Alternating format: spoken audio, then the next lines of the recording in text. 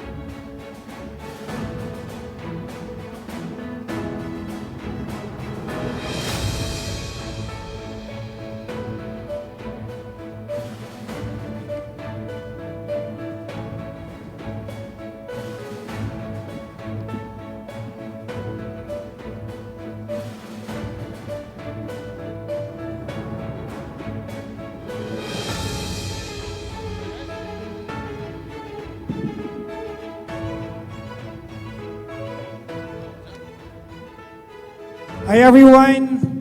Bago ako, papakilala ko lang po yung mga kasama ko sa industriya. Wala po dito ngayon si Lindsay, si Sheena, si Kuya Chico, tsaka si Jimbo. Apo, nagbebenta po ng tupig sa palengke. Dito tayo, lapit tayo. Ayan. Ayan. Ito po si Toby, yung pinaka-fresh po sa amin. Uy, hello po sa inyong lahat. Ako po pala si DJ Baby Toby. Mapapakinggan niyo po ako mula 5 a.m. to 8 a.m. po. Hello po. Anong pangalan ng show mo? Yun, Titi in the Morning. Opo, Titi in the Morning po. Pag gusto niyo po ng titi sa umaga. Tell Toby. Ayan, isang magandang gabi po sa inyong lahat. Ako po si Kapitana Sisa.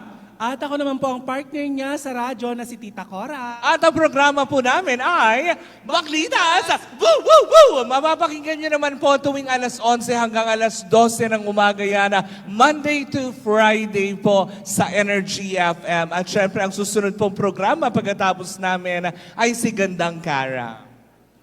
Hi, good evening everybody. Ako po si Gandang Kara. Mapapakinggan niyo po 12 noon hanggang 3 p.m. kung saan makakarinig po kayo ng mga hugot lines at mga kwentong pag-ibig.